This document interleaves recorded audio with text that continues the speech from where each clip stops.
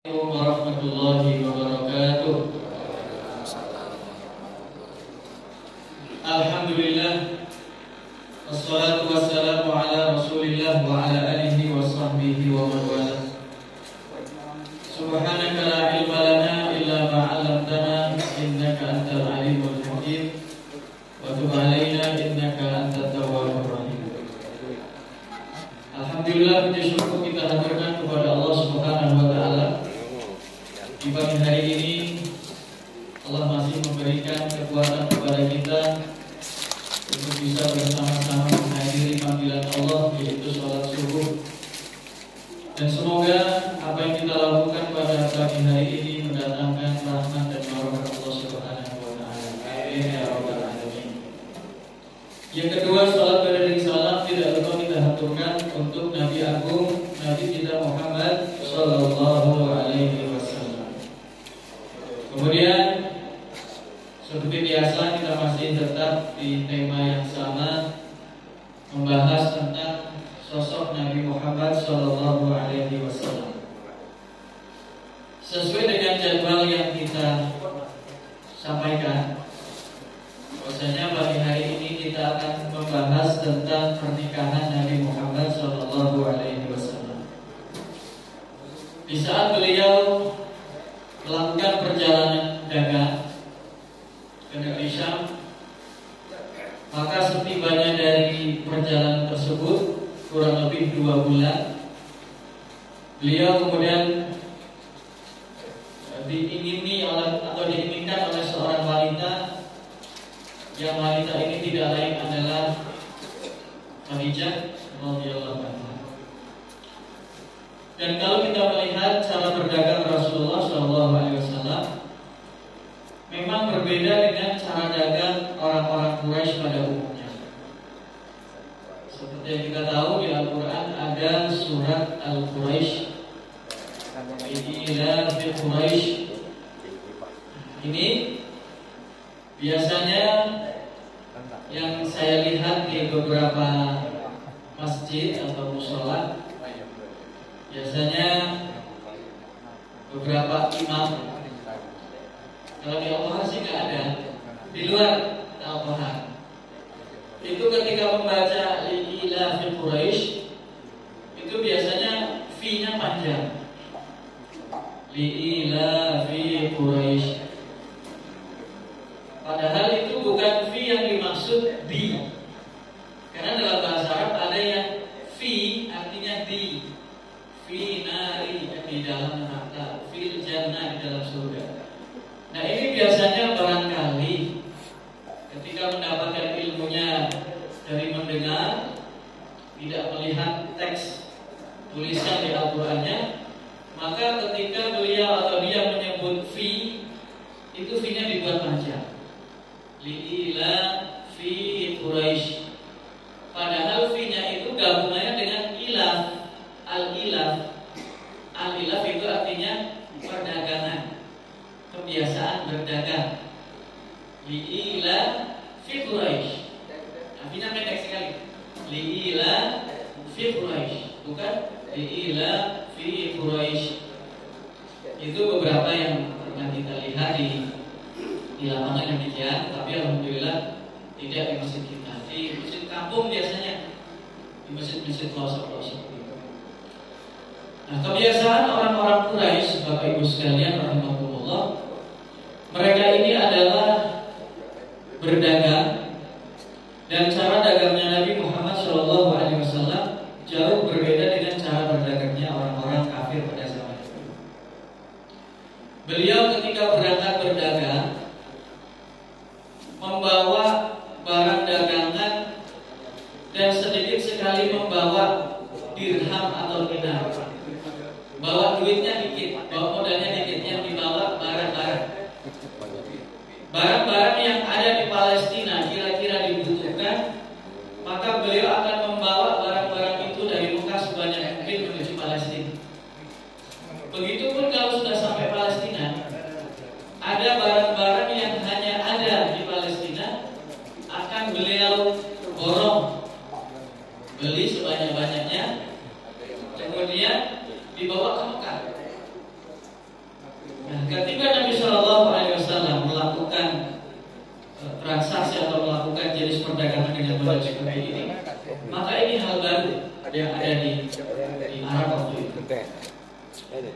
Dan selesai beliau bertransaksi, maka beliau akan selalu menyisihkan hartanya, menyisihkan keuntungannya, yang nantinya akan beliau berikan kepada orang-orang miskin. Orang-orang miskin, para fakir, anak yatim dan sebagainya, pasti akan mendapatkan santunan dari hasil tijarah beliau, jual beli beliau. Dan ini pun tidak pernah dilakukan oleh orang-orang Quraisy pada masa itu. Dan rupanya dengan cara berdagang yang sedemikian jujur, transparan dan sebagainya, keuntungan dagangnya Nabi Muhammad SAW itu mencapai 4 kali lipat daripada pedagang-pedagang lain. Modalnya 1 dinar, keuntungannya bisa 4 dinar. 1 dinar itu sekitar 2 juta. Keuntungannya berarti berjuta-juta. Tetapi kalau ditanya bagaimana dengan sedekahnya, Nabi Muhammad orang yang paling nomor 1 dalam hal sedekah. Dan para sahabat pun menuruni karakter beliau. Ketika mereka berdagang, maka keuntungan sangat diperhitungkan. Tetapi begitu mereka bersedekah, seperti nggak takut miskin sedekah mereka. Contohnya Sayyidina Abu Bakar As-Siddiq. Kalau berdagang hitung-hitungan, tapi kalau sedekah, ketika ditanya, wahai Abu Bakar, ini harta sebanyak ini kamu berikan di hadapanku, yang kamu tinggal untuk keluarga di rumah apa untuk anak istri di rumah? Kata Abu Bakar As-Siddiq, yang aku tinggalkan untuk mereka hanyalah Allah dan Rasulnya. Ini udah nggak ada lagi. Nggak ada lagi di rumah. Yang ada hanya Allah dan Rasulnya. Nah, ini para sahabat. Nah, maka Nabi SAW keuntungannya berlipat. Lalu hal ini pula dilaporkan oleh Maisarah. Siapa Maisarah, Ibu? Pernah dengar nama Maisarah? Pembantunya Khadijah ya. Pembantunya Khadijah bernama Maisarah. Maisarah itu pakai tak marbutah ujungnya. Tetapi beliau ini bukan perempuan. Padahal dalam bahasa Arab, kalau berujung tak marbutah biasanya harus muannas, harus perempuan. Tapi ini ternyata laki-laki. Jadi dalam Arab itu Pak, itu ada yang seolah-olah laki-laki ternyata perempuan, ada yang seolah-olah perempuan ternyata itu dihukumi laki-laki. Contohnya ini, Maisarah, namanya nama perempuan, tetapi ternyata laki-laki. Kemudian ada juga Hindun. Di Arab itu kan ada nama Hindun terkenal sekali. Hindun itu bisa laki-laki, bisa perempuan. Tergantung dia ini binti apa bin. Nah, makanya orang Arab itu kan sangat memperhitungkan binti untuk mendeteksi dia ini laki-laki atau perempuan, ini keturunannya siapa gitu kan. Jadi ada Hindun binti, ada Hindun bin. Nah, kebetulan sekali anaknya Sayyidah Khadijah radhiyallahu anha, karena beliau janda sudah 2 kali menjanda, sudah punya anak 3. Itu 2 anaknya namanya Hindun semua. Tapi yang satu perempuan, yang satu laki-laki. Hindun binti Abi Hala dan bin Abi Hala. Jadi beliau ini adalah seorang wanita yang pernah menikah dengan laki-laki selain Rasul SAW sebanyak 2 kali. Tetapi semuanya meninggal dunia. Kembali ke perdagangan, Rasul SAW ketika sudah selesai dari transaksinya, bisnisnya sudah selesai, maka beliau tidak berlama-lama. Di luar negeri itu kalau kira-kira sudah cukup untuk sedekah anak yatim, orang miskin, balik lagi ke Mekah. Nah, berbeda halnya dengan orang-orang jahiliyah pada waktu itu. Mereka akan berlama-lama menghambur-hamburkan dana, menghambur-hamburkan uang, mumpung masih di luar negeri. Ya, kita di Mekah, orang Mekah, beliau ini kan orang Mekah. Begitu ke Palestina, Yang mereka lakukan itu tidak hanya bertransaksi jual beli, tetapi juga bertransaksi yang lain, perjudian, mungkin juga main wanita dan sebagainya. Nabi tidak pernah melakukan itu. Karena beliau digunakan untuk anak yatim, orang miskin. Selesai semua itu, baru balik lagi ke Mekah. Sehingga cepat sekali beliau, perjalanan dagangnya itu nggak seperti yang lain. Yang lain mampir dulu lah kemana. Ini pun yang terjadi, para pebisnis besar di atas dunia ini itu transaksinya kan yang nyata.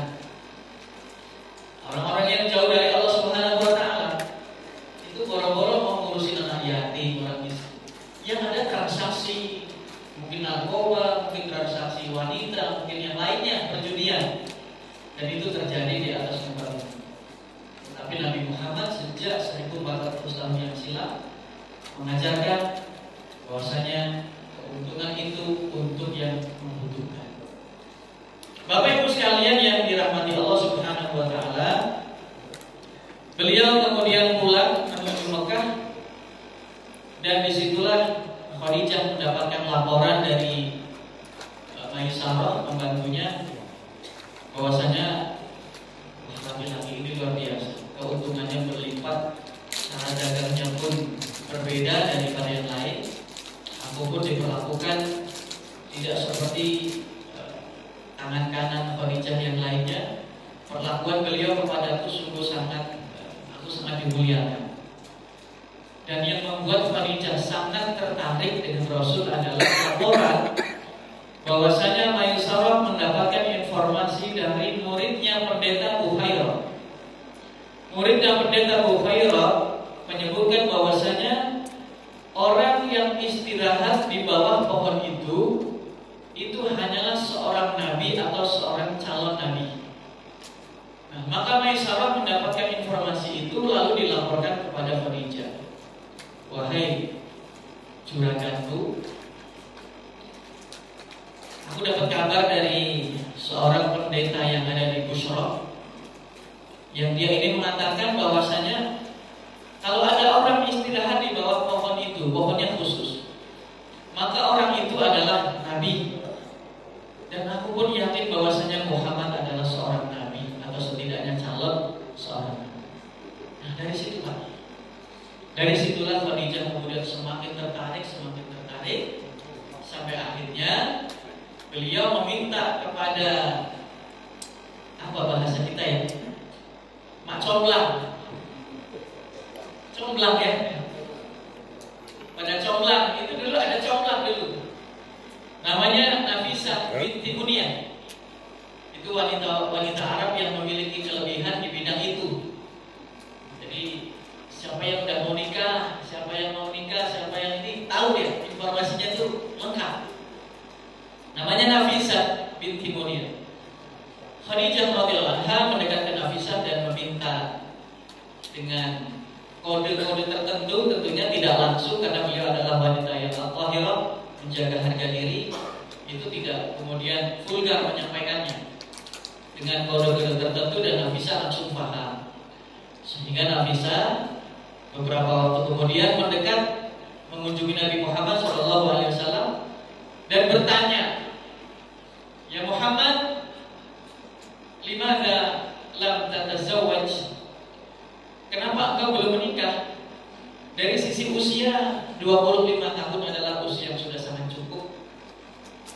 Kenapa Anda belum menikah, wahai Muhammad? Kata Rasul sallallahu alaihi wasallam, "Ma'indi ma atazawwaju bih." Aku ini belum nikah karena aku belum punya modal. Belum punya modal untuk menikah, kata Nafisah. Dan Nafisah sudah paham sebetulnya. Nafisah kemudian mengatakan, "Ya Muhammad, bagaimana kalau engkau ini dikehendaki oleh seorang wanita, yang wanita ini tidak mempermasalahkan tentang hal itu, tentang urusan modal nikah, tentang urusan harta dan sebagainya. Wanita ini sudah tidak lagi memperhitungkan. Yang penting kamu mau apa tidak." Begitu. Yang penting kamunya ini mau atau tidak. Rasul harus bertanya dulu nih, ini wanita yang mana nih kan? Jangan-jangan yang lain.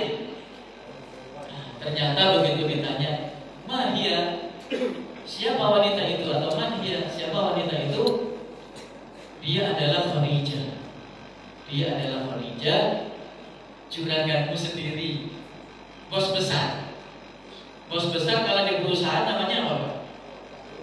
Presiden direktur ya?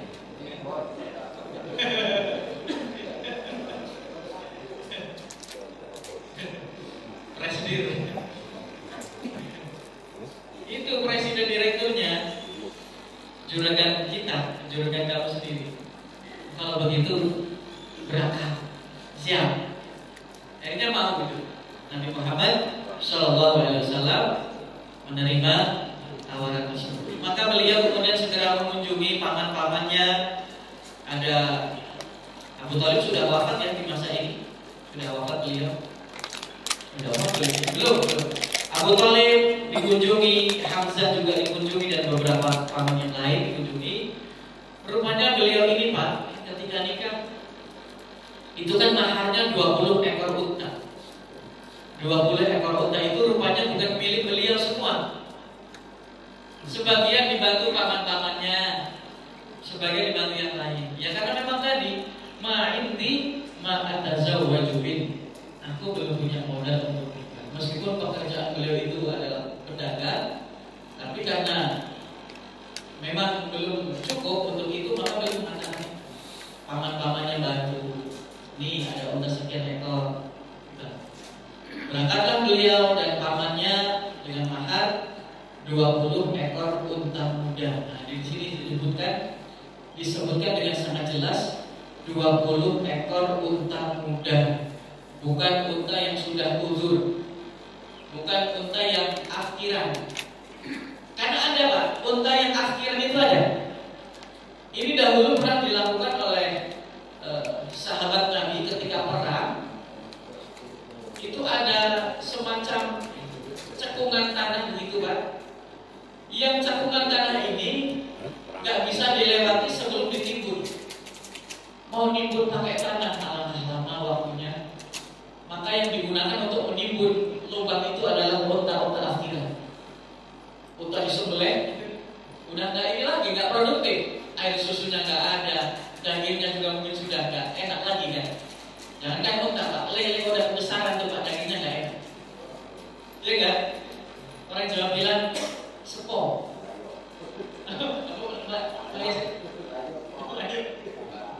Itu udah nggak ada sarinya lagi.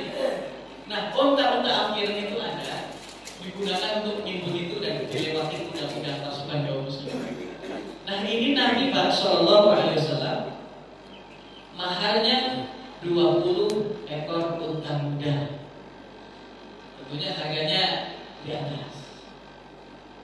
Maka berangkatlah beliau dan rombongan besan, kira-kira begitu ya. Sampai sana menikahlah dua manusia mulia, Khadijah binti Khuwailid dan Muhammad bin Abdullah Sallallahu Alaihi Wasallam. Nah, dari hasil pernikahan ini, Bapak Ibu sekalian, lahirlah 6 orang anak. Nabi punya 6 orang anak dari hasil pernikahan antara beliau dengan Khadijah. Ada yang hafal ya? Urut-urutannya saya juga sih belum begitu hafal. Yang pertama, beliau punya anak bernama Al-Qasim. Al-Qasim. Jadi di sini kalau ada nama Qasim, berarti mengikuti nama anaknya Nabi Muhammad. Al-Qasim. Dan Al-Qasim ini biasa disebut oleh orang-orang Yahudi untuk memanggil Nabi Muhammad. Mereka tidak mau memanggil Rasulullah, mereka tidak mau memanggil itu, karena mereka sangat tidak yakin kalau Muhammad itu utusan Allah. Ketika mereka memanggil Nabi, panggilannya ya Muhammad atau ya Abul Qasim, wahai bapaknya si Qasim. Gak mau Pak memanggil Muhammad, yang memanggil Rasul gak mau. Ya Abul Qasim, karena anak pertama Nabi namanya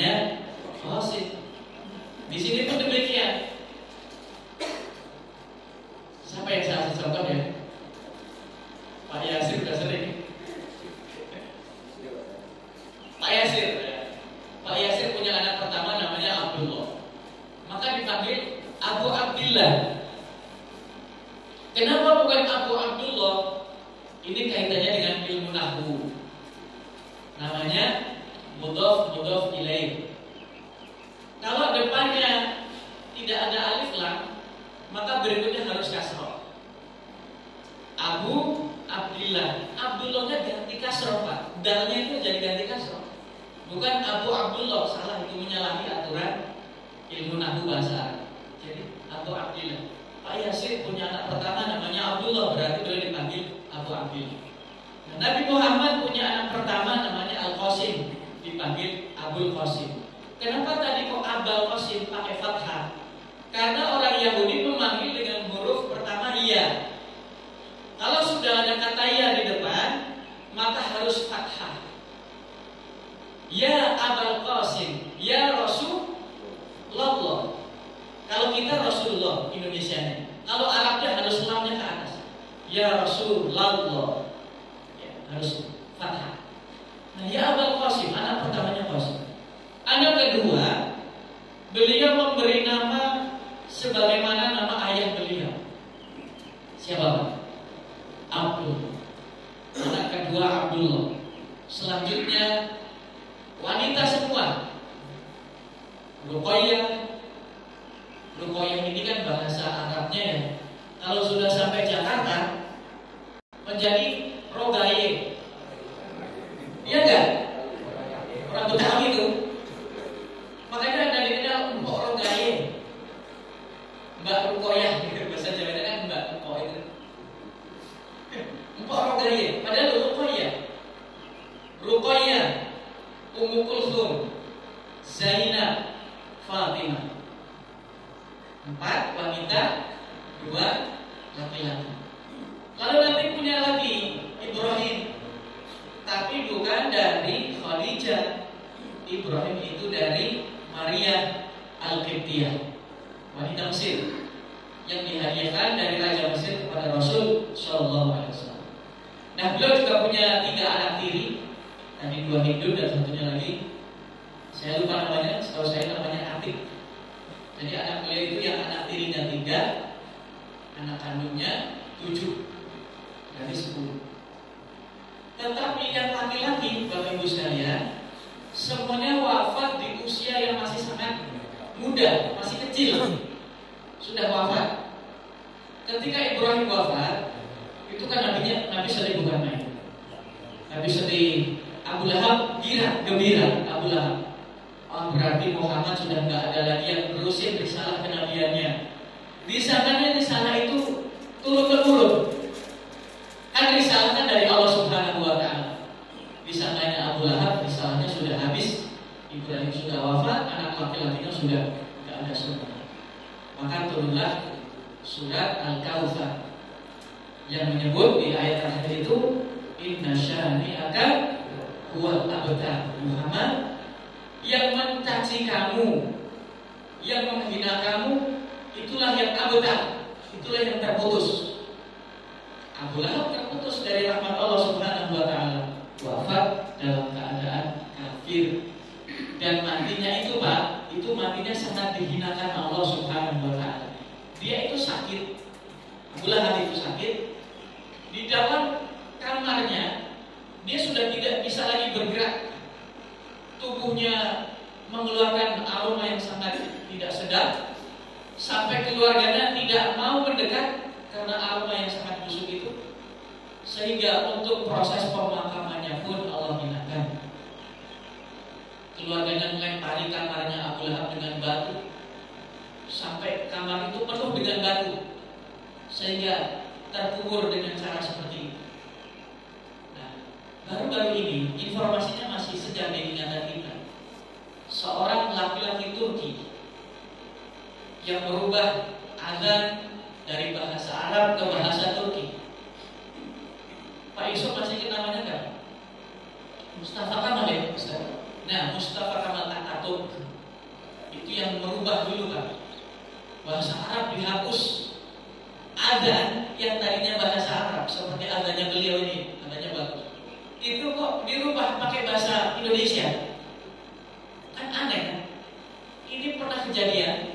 Mustafa Kamal Atatürk rupanya setelah diteliti ternyata beliau adalah Yahudi. Itu merusak agama juga. Akhirnya proses pemakamannya pun sangat dihinakan Allah Subhanahu Wa Taala. Dia ini bumi pun tidak mau menerima jasadnya, sehingga harus ditimpa batu sekian belas ton untuk bisa memakamkannya. Kembali ke sini, anak terakhir beliau bernama Ibrahim yang laki-laki. Nah, kemudian Khadijah binti Khuwailid itu nasabnya bertemu dengan nasabnya Rasul di garis kakek yang keempat, Qusay. Muhammad bin Abdullah bin Abdul Muttalib bin Hashim bin Abdi Manaf bin Qusay bin Kilab. Jadi kakeknya itu di kakek keempat, Bapak Ibu sekalian, satu dengan Rasul. Khadijah punya kakek namanya Qusay, Nabi Muhammad punya kakek namanya Qusay. Di sini ada yang namanya Qusay kan? Yang ada tuh yang di film Indosiar itu, si Qusay itu kan. Kalau ibu-ibu biasanya kan film-film di Indosiar itu sangat menggemari. Nanti nggak tahu kalau ibu-ibu di Al-Quran kayaknya sudah nggak lagi kayaknya. Qusay bin Kilab, nah itu kakek Nabi yang keempat, itu pun kakek Khadijah yang keempat. Jadi bertemu nasabnya di situ. Khadijah adalah wanita mulia. Beliau ini dikenal sebagai gadis Quraisy, At-Thahirah, wanita suci. Yang lamar itu Bapak, itu nggak satu dua.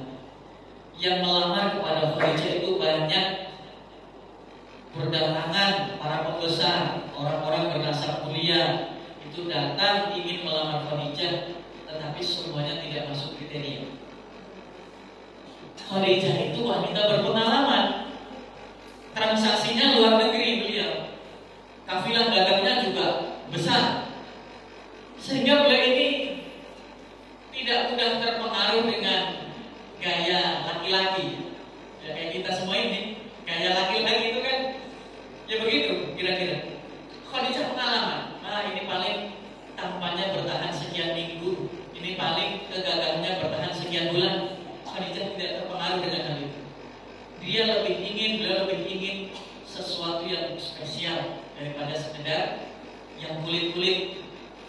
Maka begitu Nafisa menyampaikan itu, siapa tadi Maisarah menyampaikan itu, sudah pilihannya kepada Rasul Sallallahu Alaihi Wasallam. Khadijah, Bapak Ibu sekalian, itu wanita yang terkaya di kota Mekah. Kalau menjadi orang terkaya di Madinah itu biasa, atau di negeri-negeri lain itu biasa. Tetapi kalau menjadi orang terkaya itu di Mekah, itu luar biasa.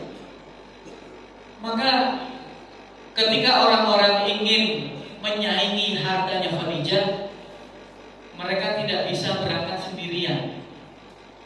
Mereka harus ngajak beberapa orang untuk bisa hartanya sejajar dengan Khadijah, itu baru bisa. Harus merger dulu, gitu kira-kira. Perusahaannya Khadijah berdiri sendiri, perusahaannya misalkan siapa berdiri sendiri, mau disejajarkan dengan perusahaannya Khadijah tidak akan bisa disejajarkan. Dia harus ngajak PT lain, CV lain gabung, baru bisa disejajarkan dengan perusahaannya Khadijah. Wanita sangat kaya. Untuk mengukur bagaimana orang-orang di zaman itu sangat kaya, bisa kita lihat dari sisi kafilah dagang yang mereka bawa. Sofwan bin Umayyah ketika sebelum meletus perang Badar pernah memimpin 1000 ekor unta. 1000 Pak. Kepalanya di sini, buntutnya entah di mana. Panjang ya. Itu isinya harta semua. Dan itu isinya bukan cuma satu orang, milik beberapa orang yang bergabung di situ. Maka sangat wajar ketika kafilah Sofwan bin Umayyah dihadang oleh Rasul dan kaum muslimin, itu beliau meminta kepada prajurit Mekah untuk nyusul. Kan kirim surat itu Pak Sofwan. Teman-teman, ini harta kalian dihadang oleh Muhammad dan pasukannya, segera kirim pasukan untuk menyelamatkan harta kalian. Maka aku kirim pasukan Pak. Yang dikirim itu bukan sembarangan Pak. Yang dikirim 1000 prajurit hanya untuk menyelamatkan barang dagangan yang 1000 unta itu yang dipimpin oleh Sofwan bin Umayyah. Begitu sudah nyampe, kabar datang lagi. Sebetulnya kami sudah aman nih, kami sudah lolos dari pencegatan Muhammad.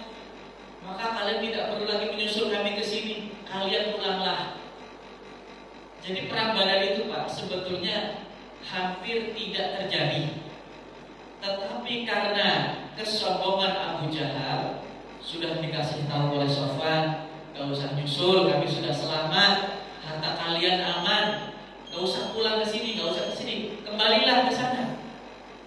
Tapi kata Abu Jahal, kami akan tetap berangkat ke Mekah, ke Badar. Kita nanti akan membabat habis Muhammad dan teman-temannya.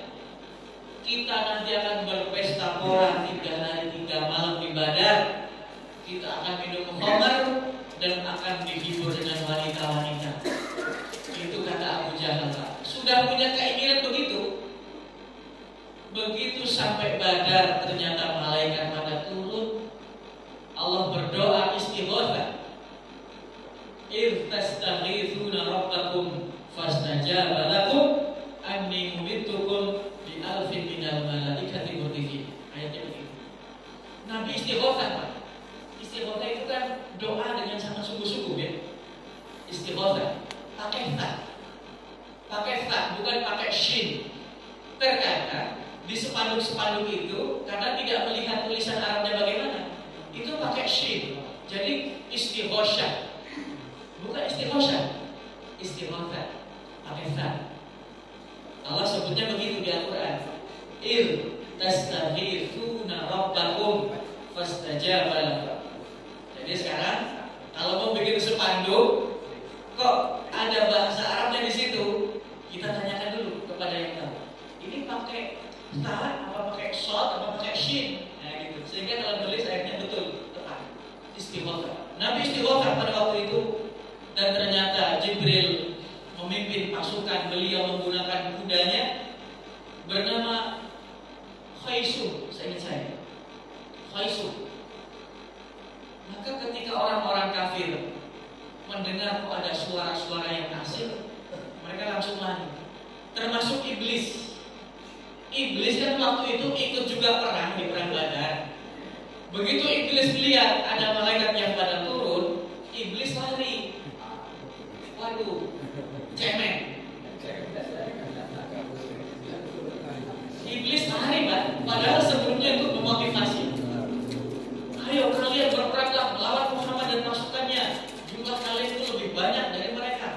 Hancurkan, babat semuanya. Tiba-tiba Allah Subhanahu wa Ta'ala turunkan malaikat Jibril memimpin para malaikat. Iblis lari, Pak. Provokator, ya. Nah, orang-orang kafir heran. Kebetulan Jibril ini, siapa? Iblis ini menyerupai seorang tokoh yang ada di Mekah. Mau kemana? Katanya mau membabat habis Muhammad dan pasukannya. Kok lari? Kata iblis, inni a'lamu ma la ta'lamun, inni ara ma la tarawun. Sesungguhnya aku mengetahui apa yang tidak kalian ketahui, dan aku melihat apa yang tidak kalian lihat. Kalau kalian sampai lihat apa yang aku lihat, pasti kalian akan menghentikan peperangan ini. Gak sanggup melawan itu. Pasukan langit, Pak, yang datang, Pak, bukan pasukan bumi. Pasukan langit, Jibril yang mimpin langsung. Iblisnya lari. Namanya orang kafir gak tahu kalau Jibril turun, malaikat pada turun. Masih mereka melawan kaum musyrikin. Dibabat habis sama malaikat. Makanya, Pak, ketika perang ini Sayyidina Hamzah itu tidak begitu banyak terlibat. Padahal beliau orang yang sangat gagah berani. Pedangnya banyaklah tanggurnya di perang Badar. Hamzah, pamannya Nabi, jagoannya Quraisy. Pedangnya banyak yang nganggur, nggak kepake.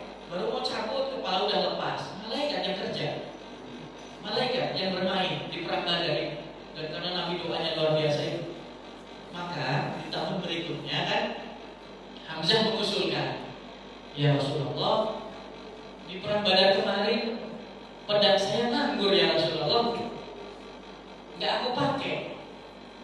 Maka aku usul untuk perang Uhud ini kita berperangnya bukan di dalam kota, tetapi di luar kota.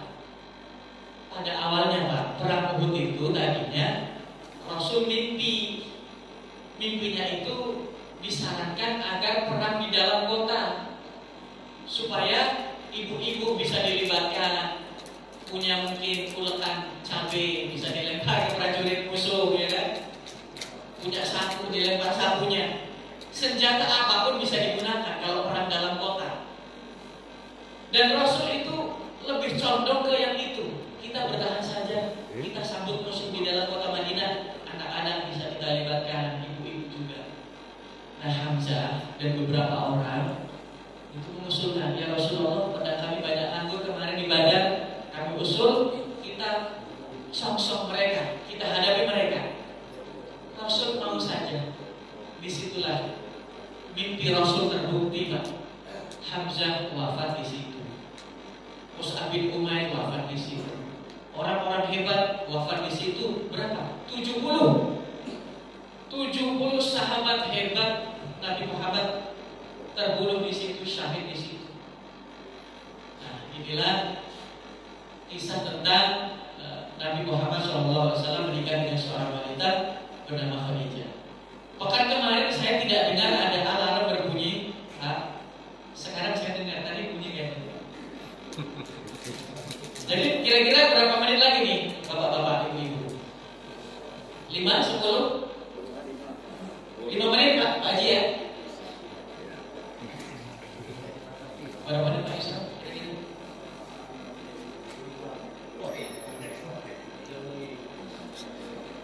Saya serahkan keputusan sebelumnya pada Pak Yusron sebagai moderator kita pada pagi hari ini. Berapa menit Pak? Pak Yasin, oh ya Pak Yasin. 5 menit lagi. Sebagai penutup,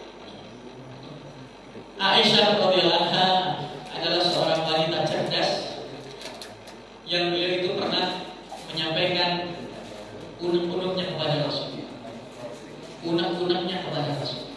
Ya Rasul, kalau Anda memiliki sekawanan kambing, lalu di hadapan Anda ada kebun yang masih hijau, yang belum pernah disentuh oleh kambing manapun, lalu di sebelahnya ada hamparan rumput tetapi sudah diinjak-injak oleh sekawanan kambing. Kira-kira kalau Anda akan menggembalakan kambing-kambingmu, akan di kebun yang belum pernah diinjak atau kepada kebun yang sudah diinjak? Rasul SAW langsung jawabnya itu, pasti aku akan menggembalakan kambing-kambingku ke sebuah lembah yang berisi tanaman yang masih hijau. Barulah masuk Aisyah dengan tujuannya. Ya Rasulullah, kalau memang begitu, mengapa Anda masih saja menyebut-nyebut wanita tua itu? Wanita tua siapa? Khadijah. Rasulullah, Khadijah sudah wafat lama, tapi nama Khadijah selalu disebut. Khadijah tidak bisa hilang dari sudut hatinya Rasul Sallallahu Alaihi Wasallam. Masih tersimpan. Kalaupun ada Aisyah, ada yang lainnya, itu Khadijah nggak bisa hilang di hati beliau. Maka sering disebut. Intinya Aisyah itu cemburu. Aisyah cemburu, ya Rasul, bukankah wanita tua itu sudah pergi lama meninggal? Barulah Rasul mengatakan, Khadijah, wahai Aisyah, kenapa aku mengatakan itu? Aku sangat rindu, aku sangat cinta dengan Khadijah, karena Khadijah adalah wanita yang tidak tergantikan di dalam hatiku. Dia memiliki 3 keistimewaan yang ketiga-tiganya tidak dimiliki oleh istri-istri beliau yang lain. Yang pertama, amanat hina kafaraniyan nas. Dia adalah orang yang beriman di saat seluruh penduduk bumi kafir. Dia orang pertama. Semuanya kafir. Khadijah orang pertama yang beriman. Wa kadzdzabaniyan nas. Semua orang mendustakan aku kalau aku ini Rasul. Tapi Khadijah tidak. Dia percaya kalau aku utusan Allah. Dan yang ketiga, dia adalah satu-satunya istri yang dengannya lahirlah 6 orang anak, yang semua istri Rasul tidak bisa mempersembahkan. Itulah 3 keistimewaan Khadijah yang disebut langsung di hadapan Aisyah radhiyallahu anha. Subhanakallahumma wa bihamdika asyhadu an la ilaha illa anta astaghfiruka astaghfiruka wa atubu ilaik. Wassalamualaikum warahmatullahi wabarakatuh. Kembali ke saya